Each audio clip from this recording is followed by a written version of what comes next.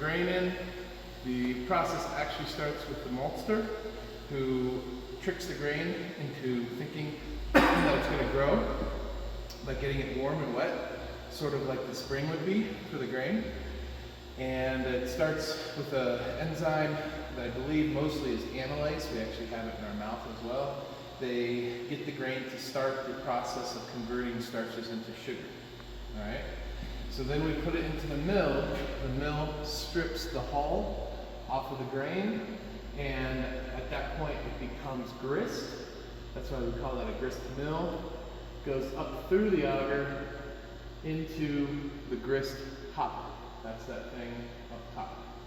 Then it goes through a hydrator. Once we get ready to brew, on the day of the brew, we'll fill this mash tun up with some water, some hot water, and then we will hydrate the grain through that thing, which is the hydrator,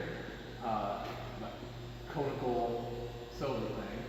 So that gets every little bit of grain nice and hydrated with really hot water, and that basically will, so that hydrates the grain and finishes the process of converting the starches to sugar. So remember there, we took off the hull, so all the starches are exposed.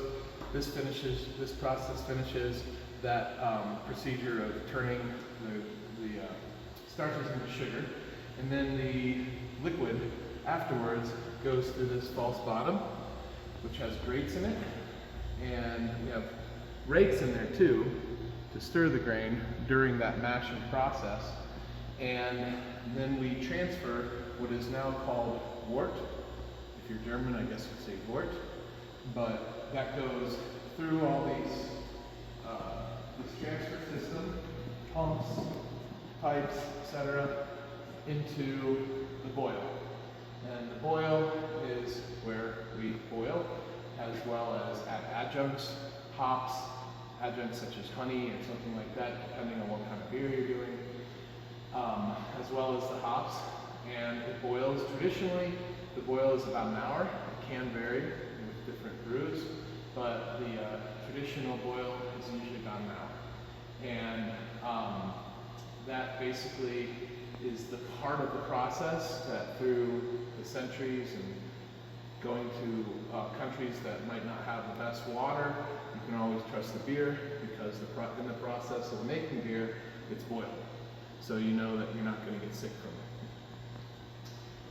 So in here, as I said, we boil for about an hour, and then we have to chill out the wort very quickly. So we come around here, and we have what we call a chiller, which is essentially a radiator, and that radiator will chill the beer, or the wort at that point. It's not beer yet. We'll chill the wort down to whatever you really want it, but it's usually around 68 to 70 if you're doing an ale. Maybe a little bit colder if you're doing a lager. And that goes into the fermenters, where you'll actually clip the yeast onto the fermenter, or onto the wort, and that's when it actually becomes technically beer, once the yeast is on top of the wort. So then the yeast will eat the sugar that we just converted from starch, and will produce carbon dioxide and alcohol. And that's why beer has both carbonation as well as alcohol. These are waste products of the yeast doing their thing. And yeast is a fungus, and been around since recorded any kind of civilization or anything like that, part of the fermentation process. And once it gets done fermenting, we'll clean it up by crashing it out. What that means is you see these pipes.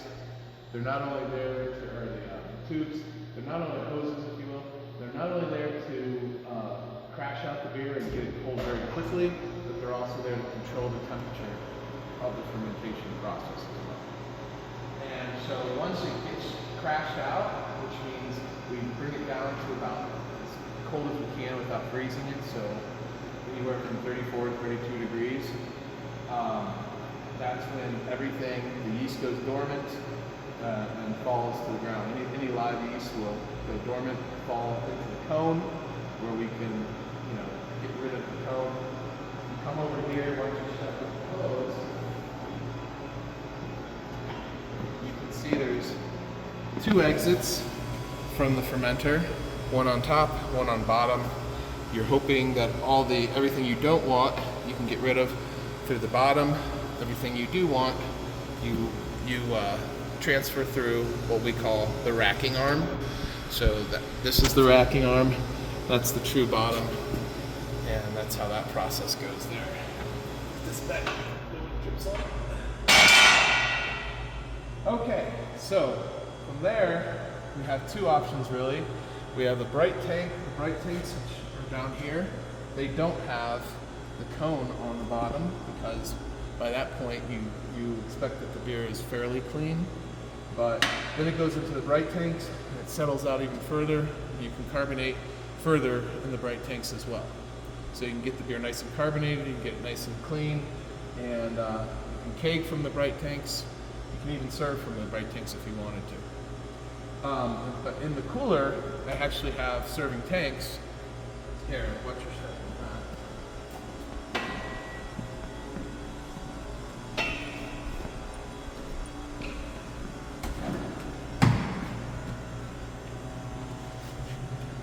So those are serving tanks.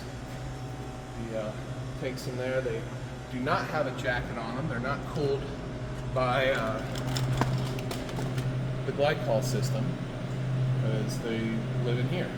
And this room is always chill. So, and those we can serve out of, and we can also keg out of as well. And we can also serve out of kegs. So once that's done,